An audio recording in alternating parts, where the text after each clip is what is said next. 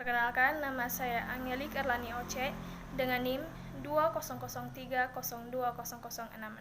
semester 1 kelas C Administrasi Bisnis Fakultas Ilmu Sosial dan Ilmu Politik Universitas Nusa Cendana Kupang. Tujuan saya membuat video ini untuk melengkapi ujian akhir semester Sosiologi tentang pengantar sosiologi. Berikut adalah pembahasannya. Apa itu sosiologi? Sosiologi adalah ilmu yang mempelajari hubungan dan pengaruh timbal balik antar gejala non-sosial dan gejala sosial. Adapun menurut Pitrin Sorokin, yaitu ilmu yang mempelajari hubungan antar manusia dengan kelompok.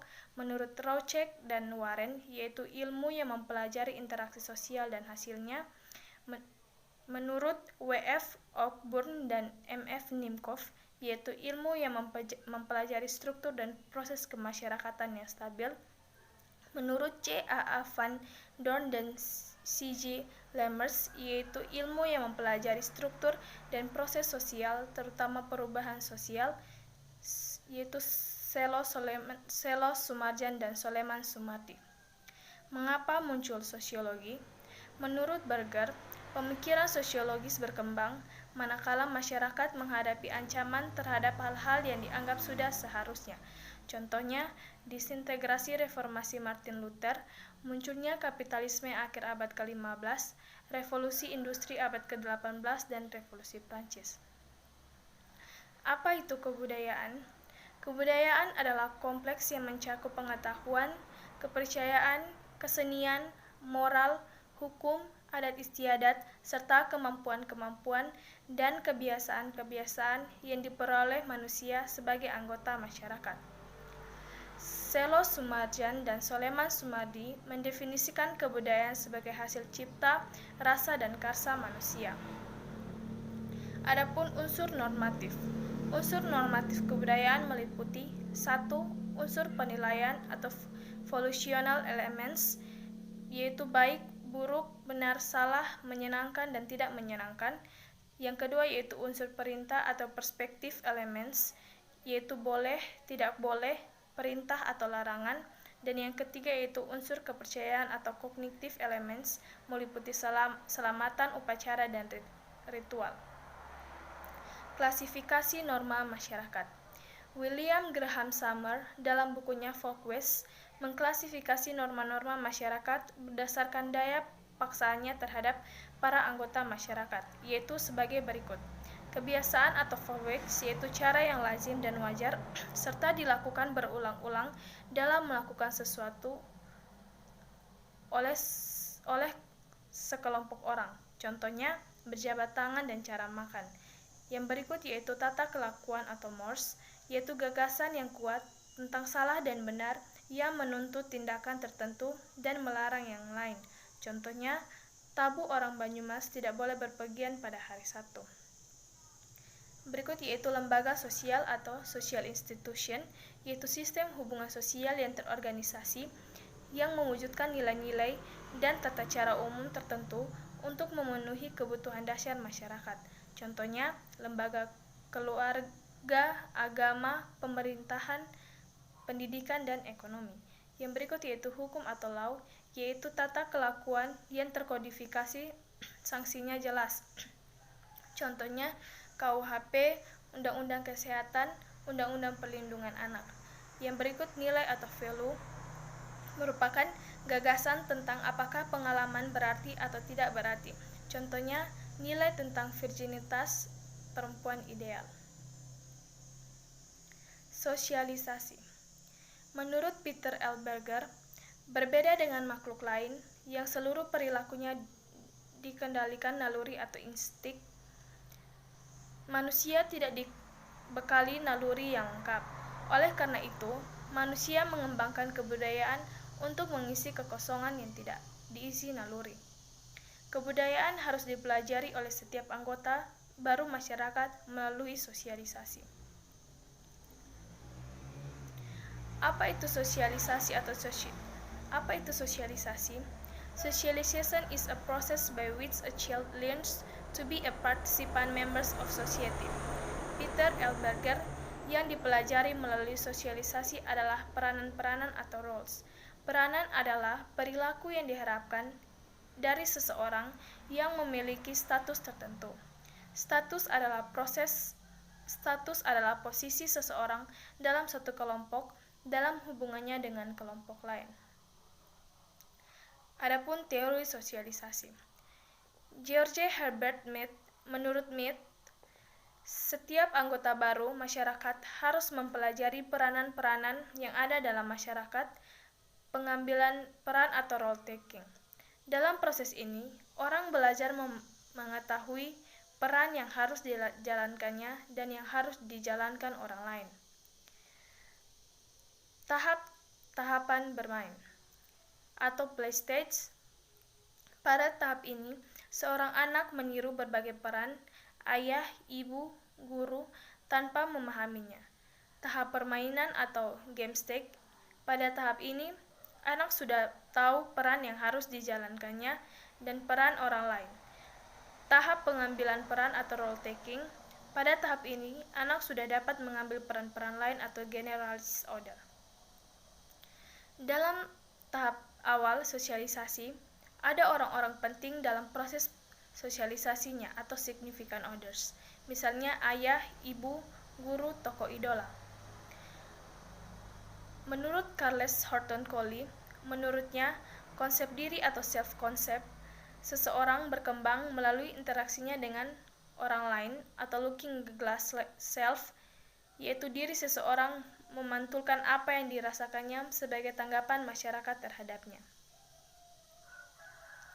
Macam-macam sosialisasi. Berger dan Lachman memilahnya menjadi yang pertama yaitu sosialisasi primer atau primary socialization, yaitu sosialisasi pertama yang dijalani individu semasa kecil melalui mana dia menjadi anggota masyarakat. Yang berikut adalah sosialisasi sekunder atau secondary socialization, yaitu proses berikutnya yang memperkenalkan individu yang telah disosialisasi ke dalam sektor baru dari dunia objektif masyarakatnya. Adapun sosialisasi sekunder 1, yaitu salah satu bentuk sosialisasi sekunder, resosialisasi yang didahului desosialisasi. Dalam desosialisasi, individu mengalami pencabutan diri yang dimilikinya, sedangkan dalam resosialisasi, individu dibuat suatu diri yang baru terjadi dalam total institution seperti penjara, rumah sakit jiwa, atau government. Sosialisasi sekunder 2, yaitu bentuk sosialisasi sekunder yang lain adalah anticipatory socialization, yang bentuk sosialisasi sekunder yang mempersiapkan seseorang untuk peranan baru. Menurut Robert K. Merton, contohnya Akabari, Akmil, dan West Point. Interaksi sosial. Interaksi sosial merupakan hubungan sosial yang dinamis yang menyangkut hubungan antar individu, antar kelompok, atau antar individu dengan kelompok. Interaksi sosial didasari oleh berbagai faktor, meliputi imitasi atau peniruan, sugesti atau pandangan individu yang diterima orang lain, identifikasi atau kecenderungan dan keinginan seseorang untuk seperti orang lain, simpati atau ketertarikan seseorang pada pihak lain. Dan adapun syarat interaksi sosial merupakan suatu interaksi sosial lainnya yang hanya mungkin terjadi apabila memenuhi dua syarat, yaitu kontrak sosial atau social contact dan komunikasi atau communication. Bentuk interaksi sosial.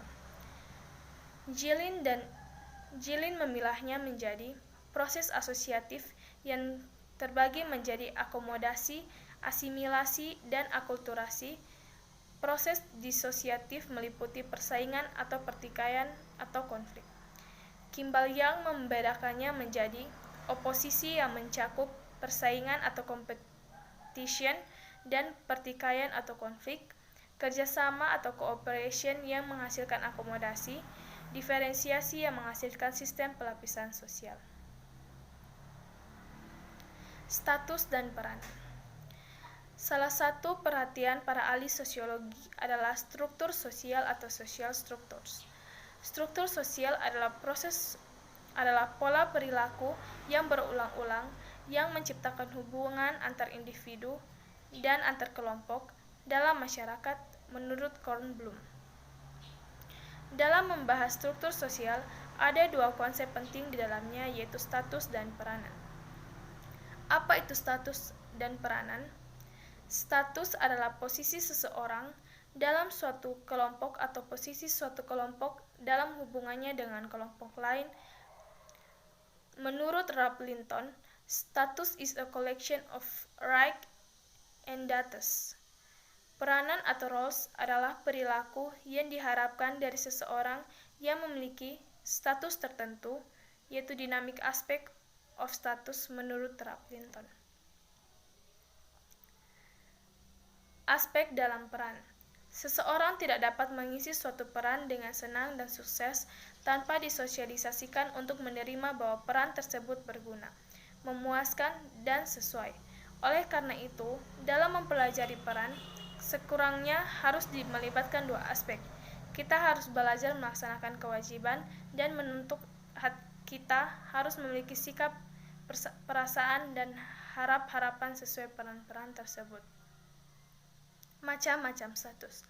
Status yang diberikan atau ascribed status, yaitu status yang diberikan masyarakat kepada individu terlepas dari kualitas dan usaha individu di bawah sejak lahir.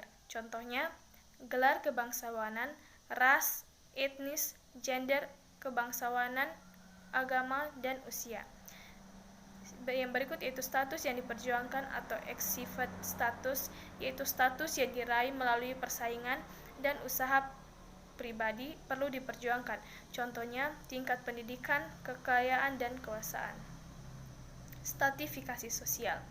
Stratifikasi sosial atau social stratification adalah pembedaan anggota masyarakat berdasarkan status yang dimiliki kelas sosial. Kelas sosial atau social class merupakan subkultur yang memiliki sikap, kepercayaan, nilai dan norma perilaku yang berbeda dibandingkan kelas sosial lainnya. Ditentukan oleh kedudukan sosial ekonominya dalam masyarakat berupa kekayaan, penghasilan, pekerjaan, pendidikan, identifikasi diri, keturunan, partisipasi kelompok, dan pengakuan orang lain. Macam-macam stratifikasi. Berdasarkan cara memperoleh status yang diperoleh, usia atau age stratification, misalnya putra mahkota umumnya adalah putra tertua, sistem senioritas dalam pekerjaan, dan sebagainya. Jenis kelamin atau sex stratification, misalnya status laki-laki dianggap lebih tinggi dibanding perempuan.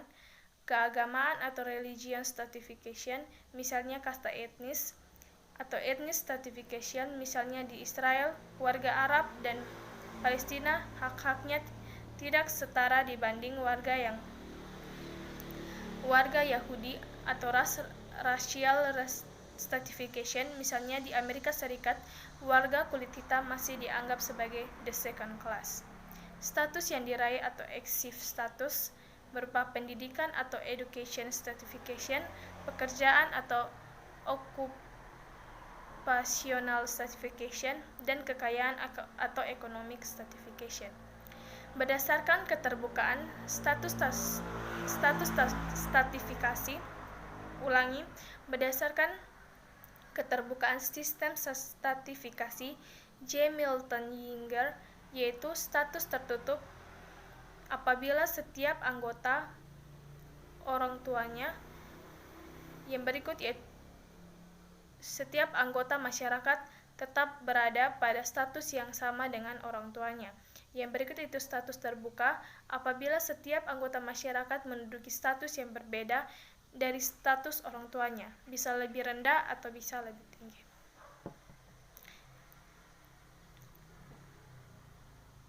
Stratifikasi dan peluang hidup.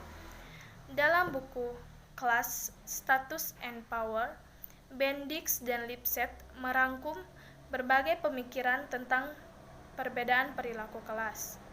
Perbedaan kelas melahirkan perbedaan fertilitas atau Notenstein, tingkat harapan hidup bayi waktu lahir atau Mayer, dan menurut Mayer dan Hauser, kestabilan keluarga menurut Hollingshead, kesehatan mental atau Green, perilaku seks menurut Kinsley, Pomeroy Martin, dan kehidupan beragama menurut Pope, mode menurut Berber dan Labs, dan sikap politik menurut Seber. Yang berikut yaitu kelompok sosial. Menurut Robert K. Merton, kelompok sosial atau social group adalah sekelompok orang yang berinteraksi sesuai dengan pola-pola yang telah mapan yang ditandai. Sering terjadi interaksi. Pihak-pihak yang berinteraksi mendefinisikan diri sebagai anggota kelompok. Pihak-pihak yang berinteraksi didefinisikan orang lain sebagai anggota kelompok. Menurut Robert Bernstein, dengan menggunakan 3 kriteria, ada tidaknya organisasi, hubungan sosial antar anggota, dan kesadaran jenis, membagi kelompok menjadi kelompok asosiasi atau association group, yaitu kelompok yang memenuhi ketiga kriteria. Contohnya yaitu Corpri. Yang berikut yaitu kelompok sosial atau social group merupakan kelompok yang anggotanya mempunyai kesadaran jenis dan ada hubungan sosial antar anggota tapi tidak ada organisasi. Contohnya kelompok pertemanan dan kekerabatan. Yang berikut yaitu kelompok kemasyarakatan atau social group, kelompok yang hanya memiliki kesadaran jenis, contohnya laki-laki, perempuan. Yang berikut yaitu kelompok stratifikasi atau stratifikasi group, merupakan kelompok yang tidak memenuhi ketiga kriteria, contohnya kelompok balita dan ulang. Yang berikut yaitu sistem norma. Sistem norma adalah penampilan dari suatu organisasi nilai budaya tertentu yang menghasilkan berbagai tingkatan norma berdasarkan kekuatan mengikatnya. Menurut Gilin, memilah sistem norma menjadi cara atau usage, kebiasaan umum atau folkways, dan tata kelakuan atau mores, serta adat atau custom. Caranya, norma yang paling lemah karena ulangi. Yang berikut yaitu cara merupakan norma yang lemah karena tanpa sanksi kemasyarakatan, contohnya cara makan atau minum. Yang berikut yaitu kebiasaan umum merupakan perbuatan berulang-ulang yang diikuti banyak orang, contohnya menghormati orang tua. Yang berikut yaitu tata kelakuan merupakan norma pengatur sanksi lebih tegas dan keras sehingga memunculkan rasa bersalah bagi yang melanggar, contohnya larangan pergaulan bebas. Yang berikut yaitu adat merupakan norma yang paling kuat karena memberikan sanksi moral berdosa dan sanksi masyarakat. Dapat dihukum dengan beberapa hukuman yang terberat serta pengecualian, contohnya larangan kumpul kebo. Fungsi institusi sosial. Fungsi institusi sosial meliputi memberi pedoman bertingkah laku, menjaga keutuhan masyarakat, memberi pegangan kepada masyarakat untuk membedakan sistem kontrol sosial. Apabila suatu lembaga sosial sudah tidak diikuti lagi kelakuan berpolanya, dikatakan telah terjadi disintegrasi sosial. Telah terjadi disintegrasi. Contohnya, memudarnya lembaga patron klien di desa digantikan nilai-nilai komersial.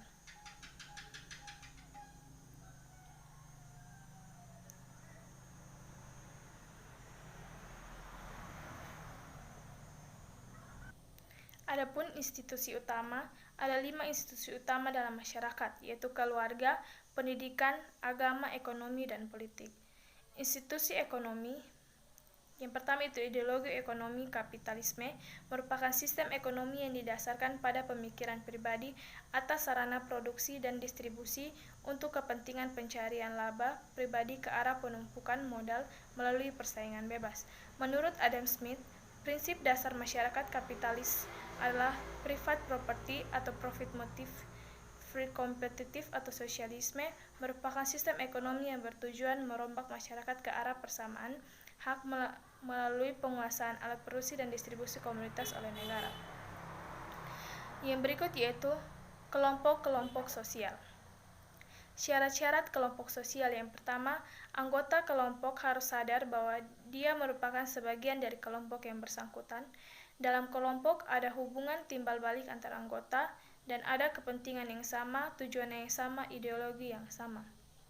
Faktor-faktor yang menentukan kelompok sosial. Yang pertama itu kesadaran akan jenis yang sama, misalnya organisasi, profesi, contohnya Ikatan Perempuan Indonesia. Adanya hubungan sosial atau ikatan pelajar dan mahasiswa BIMA, orientasi pada tujuan yang sudah ditentukan yaitu parpol atau ormas. Formal group dan informasi group. Formal group dan informal group. Formal group adalah kelompok-kelompok yang mempunyai pengaturan-pengaturan yang tegas dan dengan sengaja diciptakan oleh anggota-anggotanya untuk mengatur hubungan antar anggota-anggotanya. Contohnya instansi pemerintahan, Ikatan Mahasiswa Muhammadiyah, Himpunan Mahasiswa Islam Indonesia.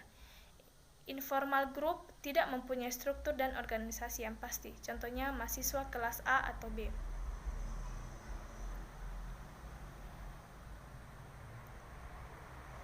Membership group dan reference group. Menurut Robert Camerton, membership group merupakan kelompok di mana setiap orang secara fisik menjadi anggota kelompok tersebut. Syarat-syarat membership group yang pertama, selalu berhubungan dengan grup atau kelompok atau organisasi atau lembaga. Yang kedua, membership group selalu membantu untuk membangun grup. Yang ketiga, memiliki kepekaan terhadap grup. Yang berikut yaitu reference group adalah kelompok sosial yang menjadi ukuran bagi kelompok, bukan anggota kelompok tersebut. Untuk membentuk pribadi dan perilakunya, anggota DPRD atau DPRD diarahkan oleh partai politik. Kelompok sosial memiliki aturan norma yang harus dipatuhi oleh member atau anggota organisasi atau anggota DPR atau DPRD harus patuh terhadap partai politik. Aturan tersebut bersifat mengikat, contohnya mahasiswa tidak mematuhi aturan dianggap gagal. Kelompok-kelompok sosial yang tidak diatur menurut Sorjono Sukanto, yang pertama yaitu kerumunan atau crowd, yang bersifat sementara atau kumpulan orang-orang di stasiun kereta api. Yang kedua, tidak terorganisirkan atau orang-orang di stasiun berkumpul tanpa koordinasi sebelumnya. Yang ketiga, memiliki tujuan yang sama atau membeli karcis. Kesamaan identitas antar individu, misalnya di stasiun tidak ada mahasiswa, guru, profesor yang ada yaitu pembeli karcis. Memiliki pimpinan namun tak mempunyai sistem. Direktur PT AKA tidak memiliki hubungan yang terkait dengan pembeli karcis. Yang berikut yaitu publik merupakan kumpulan manusia yang jumlahnya tidak bisa diatur. Yang pertama, interaksi mereka terjadi secara tidak langsung melalui alat-alat komunikasi seperti surat kabar, radio, TV, film, internet berupa email, FB, blog, website, dan lain-lain. Dan yang berikut, alat komunikasi tersebut adalah ruang publik bagi publik. Baik, sekian dan terima kasih presentasi saya. Kurang lebihnya saya mohon maaf.